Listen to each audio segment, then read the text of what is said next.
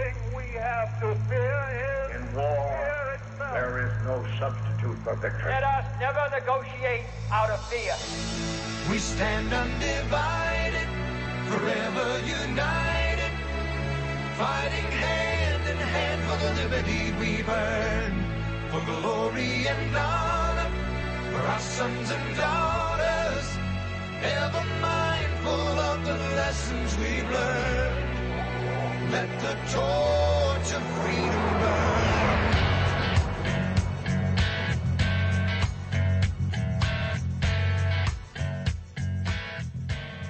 Welcome to the intersection of faith and politics. This is WallBuilders Live with David Barton and Rick Green. You can find out more at wallbuilderslive.com and wallbuilders.com. Wealth of information at both those websites. And at wallbuilderslive.com, you can find a list of all of our stations, or you can listen to us online. Either way, you can also listen to past programs if you go to the website and click on archives.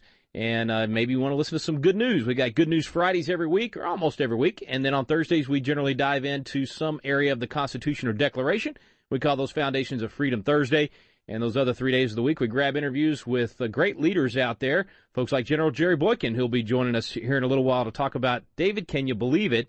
We're not going to allow Bibles, but we're going to require our men and women in uniform to recognize things like Ramadan.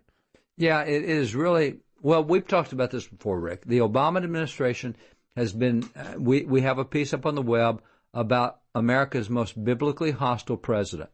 And there are numerous times that he will do what he can, or his administration does what he can, to squash biblical expressions, but to elevate Islamic expressions. And rather than being even-handed across the border, even accommodating the beliefs of those in the military, it will try to impose beliefs. And it has, in many ways, taken the military and tried to turn it into a place of social experimentation on so many fronts.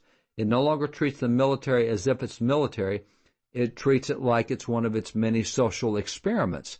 And so they keep trying new programs before they've been vetted, before they've been tested. They don't get the oversight or the input of the military. It's a bunch of civilians that went to Harvard or wherever they went and said, hey, here's what we're going to do in the military. We think this is a really cool idea. And so you're seeing the effects of that in the way that it comes through, particularly in the hostility toward faith.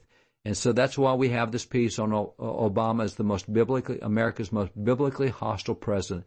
And there are scores of dots there that you can read for yourself. They're all documented. I'll go back with just pure hostility. I mean, we don't want the Bible, but we do want everyone making sure that you do things that accommodate Ramadan. We really want to make sure that this is something we participate in.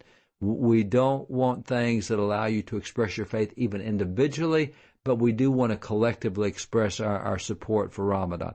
So it really is crazy the extent to which they've gone in so many areas that are just turning the military into something that no longer represents constitutional values.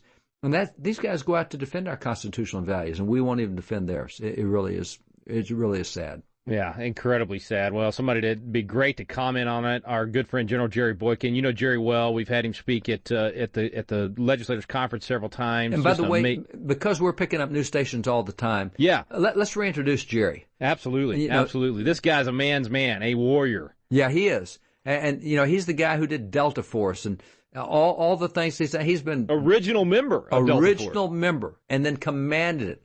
I mean, this is the guy who takes the best military guys there are. He's a 3-star general, takes the best military guys there are, and he is the one who guides them. He has their respect. And this guy, I mean, he's been through wars himself. He's had grenades and RPGs blow up right beside him. The things that he has done and been through for the rest of us. And this is a guy who loves and is dedicated to his country. He loves and serves his country. He has put his life on the line so many times for the rest of us. He's got a passion for God. He's cool. And by the way, one of the really interesting things that Jerry likes doing is how he understands the political side of this as well. And so now that he's out of the military, he really works the political side. What he is doing to expose the negative influence of Islam. He's part of what's called Team B, the report they put out on how Islam has really infiltrated the U.S. government and how that so many members of the Muslim Brotherhood are now in positions in government and are promoting things that hurt traditional values and help Islam. I mean, he is really a bold guy. You're not going to intimidate him. You're not going to back him down. You're not going to scare him. And so he calls it exactly the way it is. I mean, he's a guy that's been out there calling for pastors to start running for office. He wants a Gideon's regiment of pastors who get elected to office, who stand for the right things. I mean, he's just a bold guy, and there's nobody as decorated as he is that you're going to see in your lifetime like this guy, but he's bold and courageous as well. So for all those people who have joined us, occasionally we have on General Boykin, and he is just a really cool guy. He's worth looking up and reading his bio and reading his credentials on internet. He's a great guy. I was just about to mention, too, his books. He does have a great biography, Never Surrender, A Soldier's Journey to the Crossroads of Faith and Freedom. And Trey, my oldest son, and I have both read his novels as well, Danger Close and Kiloton Threat. Great books, just a great read. And one of those chances to get kind of your, not necessarily spy novel, but your war novel, but good, clean reading as well. So check those out as well. Always thrilled to have General Jerry Boykin with us. He'll be with us when we return here on WallBuilders Live.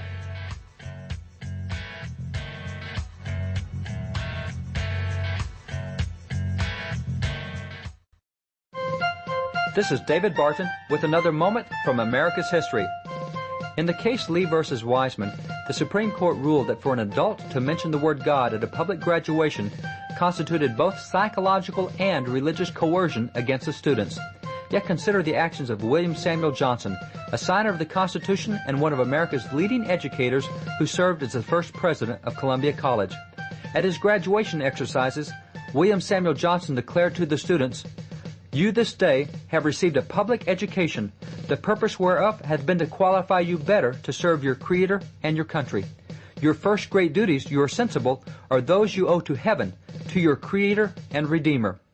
Founding Father William Samuel Johnson believed that a public graduation was an appropriate setting to remind students of the duties which they owed God.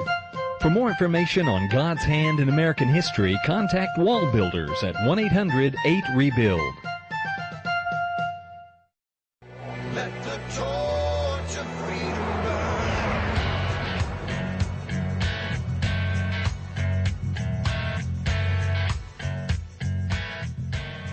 Welcome back to the intersection of faith and politics. WallBuilders Live with David Barton and Rick Green. Thanks for staying with us. Our good friend General Jerry Boykin is with us. Always good to have you, General Boykin.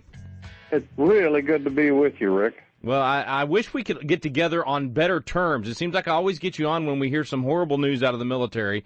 But I'm obviously glad to have you. Amazed that this article I recently read said that the military was banning Bibles, but yet forcing soldiers to adhere to Ramadan rules. Is it getting that bad? Well, it apparently is. I'm looking into this whole thing right now, Rick, and but I must tell you, it's consistent with the pattern that we see, where in fact not just Bibles but Scripture has been taken down. In places like Afghanistan and even Iraq, steeples have been removed from chapels, and Bibles have actually been banned for some time. So now what we're seeing, I think, is a continuation of that pattern of activities. Yeah, I know there's always been efforts to make the military a social experiment. I shouldn't say always, really the last 30, 40 years. And it seems like that has just been exacerbated with this administration and gone further than anybody's ever even attempted. Is that your take on it? Since this administration came into office in 2008, the assault on religious liberty in our military has been absolutely incredible. And Rick, I know you're aware of it, but we've been running a coalition called Restore Military Religious Freedom. We're about 24 organizations now, and by the way, some people that you might know happen to be part of that coalition. Yeah, we're working hard to preserve the rights of, particularly of Christians in our military, but the assault on religious liberty is almost incomprehensible. And it is coming at a time when we should be doing just the opposite. We should be stressing the importance of faith in our military and the importance of the values of our founding fathers. Do you guys get much response from the leadership in the military right now when you take these issues to them? Well, they tried to ignore us initially. However, we got members of Congress that got involved in it and stood with us on this, and now they can't ignore us anymore. And as a result of that, we are starting to get results. We're starting to see some things change, and every time we hear of a situation like what you described earlier of this Ramadan stuff, then we just start hammering the Department of Defense or the individual services over this, and again screaming about the infringements on the religious liberties of our military, and they are paying attention to us now. Ultimately, is it to really get changes in this area? Does it really come down to we just got to elect a president that respects the First Amendment and respects the faith of our men and women in uniform and is willing to implement policies that will uphold that? That is absolutely correct. Look, theoretically, this president was a constitutional authority, a constitutional lawyer, a professor. I would just simply say, Rick, that the assaults on religious liberty and the assaults on other constitutional liberties, I believe, is at an unprecedentedly high level right now for a guy that should know better. And I think the Supreme Court has slapped him down several times for the infringements on our Constitution. But the one that concerns me the most is the First Amendment infringements, which really prohibit our young men and women from exercising the freedom of religion. And remember, that document didn't give us just freedom of worship. It gave us freedom of religion. And that is why it is so important that Americans stand up to this kind of assault on religious liberty. That's a great distinction, General. We're going to talk about it when we come back. Stay with us. Our guest, General Jerry Boykin, here on WallBuilders Live.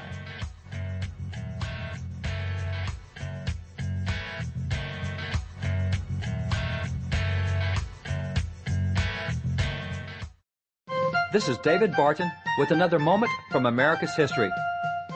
What is the purpose of government? Founding Father Oliver Ellsworth believed he knew.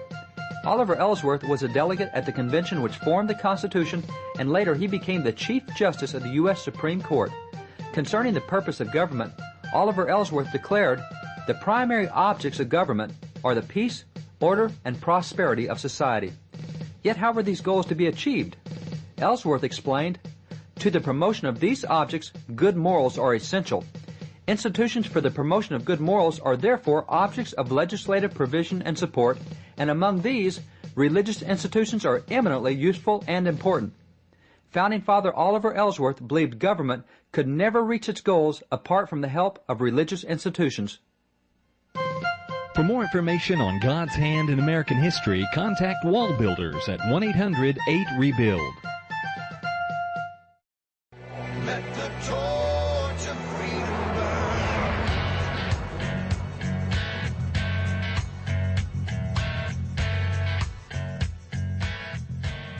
Welcome back to WallBuilders Live. Our guest today, General Jerry Boykin from Framley Research Council. And just before the break, General, you were mentioning the difference between freedom of worship and freedom of religion, and that's a distinction we don't even think about very often today, let alone make that distinction and show how it's a distinction with a difference. And it really applies with our men and women in uniform, because you got, you can say, and they do say, oh, well, you have the freedom of worship, so when you go to the house of worship, that's where you can exercise that freedom, but you can't actually exercise your religion in these other areas, that you essentially have to leave them at the door. That's kind of their argument, isn't it? That's their whole argument. We're not infringing on your freedom of religion, of freedom of worship. No, you're not. You will, given time, you will infringe on that as well. But you are infringing on my freedom of religion, which is what the Constitution gives me. It says I can believe what I want to believe, I can talk about what I believe, and I can act on my faith. That's freedom of religion. Yeah, and I would even argue that it's freedom of worship to be able to actually worship God in the way you live, not just the way you choose to sing or not sing or whatever on Sunday morning, but the way you live on Monday is a form of worship as well. I agree with that wholeheartedly, and too many Americans don't know what the Constitution did provide. Too many Americans they do not understand this whole notion of separation of church and state. They don't understand what it means. They don't understand the history of it. They don't understand that that's not a constitutional concept. And as a result of that, they are led so easily by anyone that can present an articulate argument. They're led astray. They're led into a false assumption on all of this. Clearly, when you go back and read what our founding fathers said, what they wrote, it's very clear that they wanted Americans to have full freedom of religion, to be able to live their faith as long as it didn't threaten the Constitution. That's right. That's right. Well, what's next for you, General? What do you guys have coming up at FRC in the coming months? Well, Rick, the first thing that's coming up is on the 14th of September, we have what we call Star Spangled Sunday, which is a commemoration of the anniversary of the Star Spangled Banner. So we'll be doing a big webcast out of Charlotte, North Carolina on that. We also have in September, we have our Faith and Family Summit, our annual Faith and Family Summit, which is the big event here, and we're hoping that we'll have thousands of like-minded people, as we normally do, that will join us here. And then we've got a bunch of pastors' events in the state of North Carolina during the month of July. So we've got a busy rest of the summer, but the fall is going to be even busier. Lots of things happening, and I'm assuming everything. We can go to frc.org to find out more information. It's all on the website. All right, good deal. Well, General, thank you for your time today. We sure appreciate you coming on. Appreciate the good work you're doing, and look forward to having you back soon. Well, thanks for what you and your whole crew are doing there. God bless you. God bless you. That's General Jerry Boykin. Back in a moment with David Barton.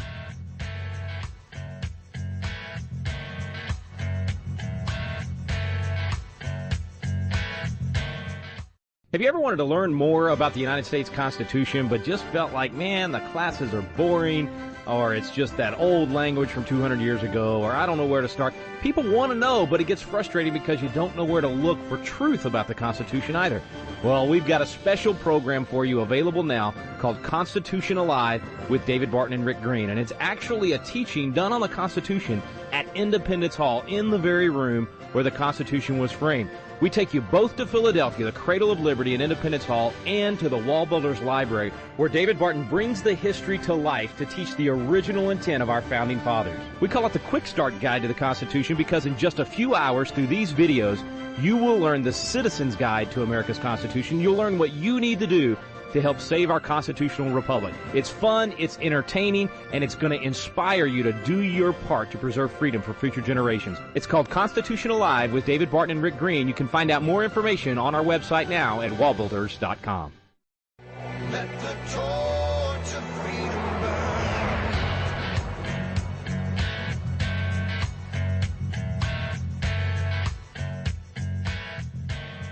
Welcome back. Thanks for staying with us here on WallBuilders Live. Special thanks to General Jerry Boykin. Always good to have him, but as you mentioned earlier, David, a lot of new listeners since the last time we had him. Encourage people to read his books as well and learn more about him and his incredible story in his service to our country in the military, and now on the domestic front, doing all that he can to help preserve that freedom he was willing to die for and saw many of his men die for. So it's great to get his perspective on things. I don't usually expect such a good perspective on things like freedom of religion from somebody like General Boykin. I don't mean to put him in a box like that, but you just usually get somebody like that to talk about things in the military. And, man, he was very insightful in that distinction on freedom of worship and freedom of religion. He was real insightful in that. And I can understand why he would understand that, because he is a constitutionalist guy. I mean, this is a guy who really is into the Constitution. He doesn't pick and choose his parts. He really knows it, and he knows it well. And the freedom between the distinction between freedom of worship and freedom of religion is one that the Obama administration does not get. That was the basis of the Hobby Lobby case and the Conestoga case. So you have here, and General Boykin understands that if you have a religious belief, you're going to live it out in your behavior. You don't have to keep it in the church.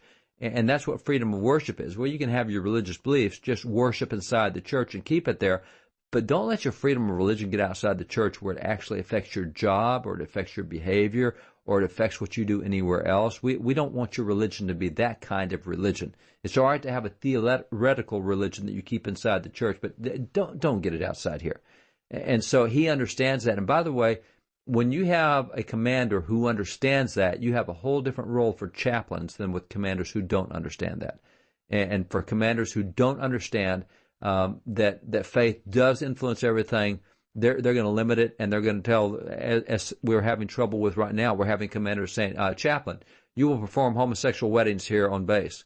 And chaplain says, no, sir, I can't. That's my religious beliefs won't allow that. Chaplain, you will. You wear that uniform, you'll do it. No, sir, can't. See, they don't understand the rights of conscience. Once you're outside that church, then you do anything I tell you to do. And Jerry's not like that. He understands the spiritual role of chaplains. And I think it's a cool deal that's going right now is, I don't know if people are even aware, but there's been such a moral failure in the military that we've had scores of generals dismissed for sexual misconduct. And we're talking generals that have been dismissed. It's a real problem. And so as a result, it's gotten so bad that military leadership has actually gone to the chaplains and said, chaplains, can you guys come up with a course on morals that maybe we can teach to soldiers and leaders? Like, duh. You know, that's what chaplains are putting them. The purpose of chaplains in the military was to make sure they preserve the moral goodness of the force. And that moral goodness is what they're there for. They've not been allowed to do that. I remember being with the Air Force Academy, and the chaplains, at that point, chaplains taught all the leadership courses. They taught the courses on integrity, on honor, on everything else, because that was all morals. And I remember when the chaplain said, well, we've now been told we're not allowed to teach leadership courses anymore. JAG will now teach leadership courses. Oh, great. You've gone from what's moral to what's legal. JAG is the attorneys. And so we'll now teach you what's legal. Well, that's not the same as what's moral. And so you're having all of these guys who don't have a respect for morals or for what's right and wrong, and therefore they push the edge, and then it becomes illegal, and then they get in trouble. So you actually have a movement back now in the direction of what Jerry has represented for years, and that is the moral goodness of the force. And so he understands that with his troops and with the subordinate officers, etc. So Jerry really is a great guy in the military. He's a depiction of what the military has been for 200 years, but the Obama administration has tried to change it. And you know, while we're on it, let me just jump on something else. I mentioned earlier that they've really gone into social experimentation. One of the things that is the most abominable to me from a military perspective is how they've changed the rules of engagement. You know, one of the things that you want with the military is the factor of psychological intimidation. I'm not particularly intimidated by the military of Haiti, so I'm more likely to try to invade Haiti than I am Russia. That's a force that would intimidate me. Well, we have taken in what was remaining of the war on terror, and the Obama administration said, you know, we've been using these really big guns to take people out, and it makes a mess, and people don't like seeing the mess, and so they don't want to be shot at, so they stay out of But what we want you to do now is we just don't think that's a humane way to kill people. So rather than using 50 calibers, let's go to 223s, and let's use AR-15s. And by the way, you're not allowed to shoot back at those who are shooting at you because you might miss them and hit someone else. And so I had family members that were in Afghanistan not allowed to shoot back at the people shooting at them. We're no longer able to use large weapons, which is an intimidating force. And so we actually put the lives of Americans at risk because we're experimenting with what feels good for guys that are in the Pentagon that came out of the Obama administration, don't know anything about the military. So I love, and you know, we have these interviews all the time with guys in the military, these veterans. And I remember the interview, Rick, that you and I had of the guy who was off there on the islands, and they were getting ready to be prepared to invade Japan. And they were building those prefab medical hospitals. Yeah. And they had been told to prepare for 1 million American casualties, that we're going to have to invade the mainland of Japan. And when we do, every expert said you will have 1 million Americans die. And so they were over there building all those prefab hospitals and all the coffins, all the stuff to handle 1 million Americans. And that's when Harry Truman said, let's not do this. Let's drop a couple of atomic bombs and let's not endanger American lives, and let's get these people to where that they want to surrender, that they want to stop this. Let's save lives. And so he did. And so as a result, we did not lose 1 million American lives. But that's something that the Obama administration refuses to do, is to use the power of might to save lives. And so Jerry is one of those guys who would be comfortable with George Washington. I can see him sitting on a horse in the Capitol in that painting of Washington, his generals. I mean, he would have fit right in with those guys. Man, no doubt about it. Well, it is very concerning when you look at our history and you see what we've done with our military in such a positive way, and more, moral decisions, not conquering, all the things we've done to always use that military to free people. And man, if you don't keep that moral foundation and you undercut it the way they're talking about doing it, I'm scared about how that power will be used if you don't have that morality. If you don't have that moral foundation, then why don't you go after your own citizens? Yeah. And see, that's what we always used to teach, was the just war theory. What is it that makes right and wrong? When can you use force? When can you not use force? What's the difference between offensive force and defensive force? And the Obama administration had that cut out. We used to teach that. And now the place in California trains their officers are no longer allowed to teach just war theory. Just do whatever your commander tells you. Do whatever your superior tells you. No, we need guys who understand morals. That's, as you said, that makes a difference in what our military does and why we're not like other militaries. Absolutely. Well, thanks to General Jerry Boykin for coming on and sharing with us today. Thank you for listening to WallBuilders Live. We stand undivided forever.